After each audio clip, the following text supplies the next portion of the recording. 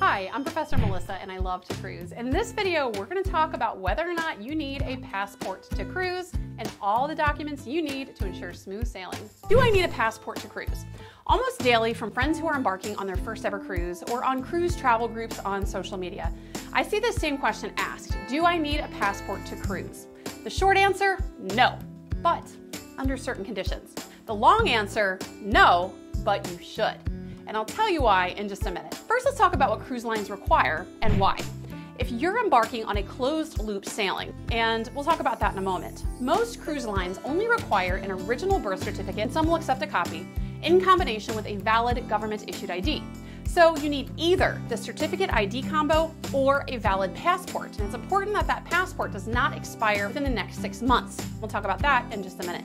For children, you really just need the birth certificate or passport, and this applies to cruises that originate from the United States and into the United States. These documents verify the identity of all passengers that are cruising to make sure it's a safe onboard environment, especially because you're going to be crossing borders into different countries. They all have different laws and requirements. Now, what many cruisers may not realize is that cruise lines run passenger manifests by Customs and Border Protection.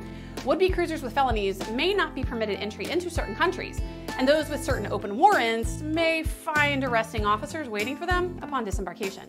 Now, let's talk about the difference between a closed loop and an open loop itinerary, because this will determine the type of documents that you need. To determine if you need a passport to cruise or if the birth certificate ID combination is sufficient, it is important to know the difference between these two, closed loop and open loop. First, let's talk about closed loop itineraries. Closed loop itineraries are sometimes called round-trip cruises, and these refer to journeys that begin and end at the same port of embarkation, and that port happens to be in the United States.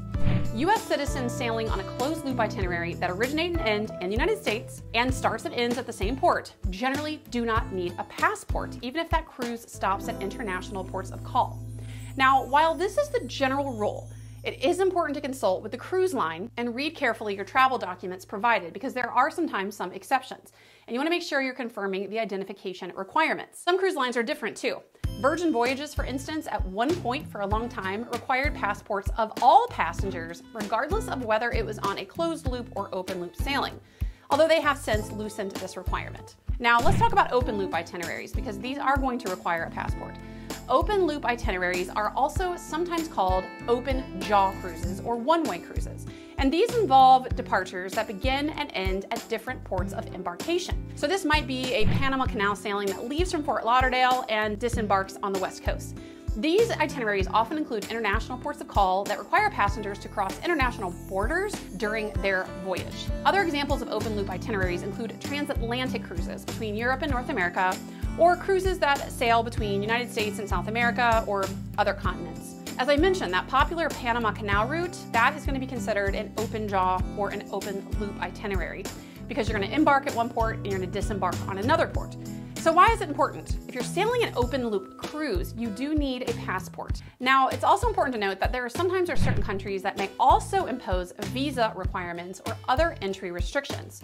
And this just underscores the importance of thorough pre-travel research and preparation. And by that, I mean read your cruise documents. It's going to tell you on there. So it is important to look at those documents. If you have a question, always ask the cruise line. Don't ask people on social media, because they will specify the things that you need, like visas.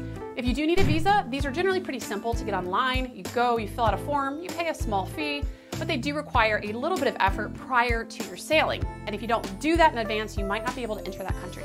These documents, which range from passports to visas, they're more than just formalities. They're necessary preconditions for enjoying a cruise experience. These documents are essential to guaranteeing the safety of all cruisers and their security, and to make sure that everyone is complying with various international requirements for each port of call's country. But when traveling with a passport, it's really important that you verify that you're in compliance with what's called the 6-month passport validity rule. This states that passports are valid for 6 months beyond the period of your intended date of visit when you're in a foreign country.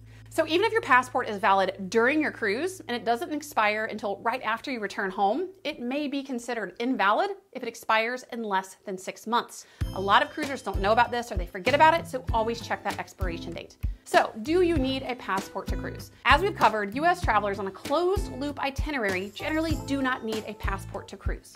In the case of those open jaw itineraries or open loop itineraries that I talked about, about, most cruise lines are going to require a passport. But to be sure, always check your cruise documents and check with the cruise line. And while a passport to cruise is sometimes not required, I always recommend that you have one.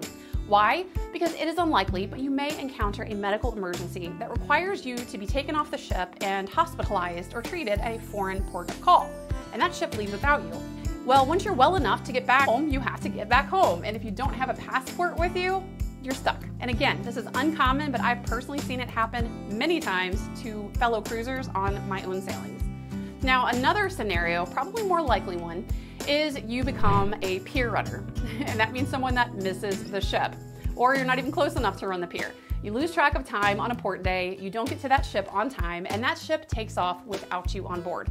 Now, when this happens, it's almost always the cruiser's responsibility to get him or herself either back home or fly to the next port of call to meet back up with the ship. In this case, you're also going to need, you guessed it, a passport. So even if you don't need it, you should have it. Another common question and misunderstood issue is whether or not cruisers who are sailing with their passport should take their passports with them to shore on port days or leave it back behind in the stateroom. My advice, leave it behind, and I'll tell you why. What I personally do, I always bring a copy of my passport and a valid original government issued ID with me on port days, and I leave that passport back in the stateroom safe. Now, of course, in the unlikely event that I miss that return to ship time and I miss the ship, leaving me stranded at port, I know I'll need my real passport to fly myself back home on my own dime from a foreign port of call. So why then would I recommend people leave their passports back on the ship, and why is that what I do? Well, according to John Heald, who's Carnival Cruise Line's brand ambassador, Carnival's policy for handling passports in the case of a passenger missing the ship's departure is this, and I quote from one of his Facebook posts. In case of an emergency, which meant that you could not return to the ship, we do indeed have a policy in place. Your passport would be collected from the guest cabin, including retrieving it specifically from the safe, and someone from our security team. We would then return the passport to the ship's agent. We have one in every single port who takes care of the ship's needs during the time there. The agent will return the original passport to you. So again, if your passport's back in the safe, you miss the ship, they know you're not there, they know you're missing, they get your passport out of the safe, leave it with the port authority for you to retrieve later. Because of this policy, I know that in the unlikely event I get left behind, I'll be able to get my passport from that port agent and then use that to fly back home. That's why it's important not just to leave that passport behind in the stateroom, but to specifically leave it in the stateroom safe, which is always good practice anyway to ensure that it stays safe and secure. So if that's something that's gonna make you super anxious, just bring it with you. I prefer not to because I know my risk if I take my passport with me is much higher of that passport ultimately getting lost by me or unfortunately stolen than for me to ever miss the return to ship time. Now on a port day, if you venture out on your own or you book an excursion through an independent third party versus with the cruise line, if that excursion runs late or if for whatever reason you miss the ship, it will not wait for you. As I detailed before, the cruise line will retrieve your passport from the stateroom safe if it's there and leave it with the port agent. If you book an excursion with the cruise line, they will, however, wait for you if you run late, so that's not as much of a concern. Now, some people get super anxious at the thought of leaving their passport behind when they're in a foreign country, even knowing the cruise line policies. For me, I prefer to leave it behind, but you gotta do your stuff.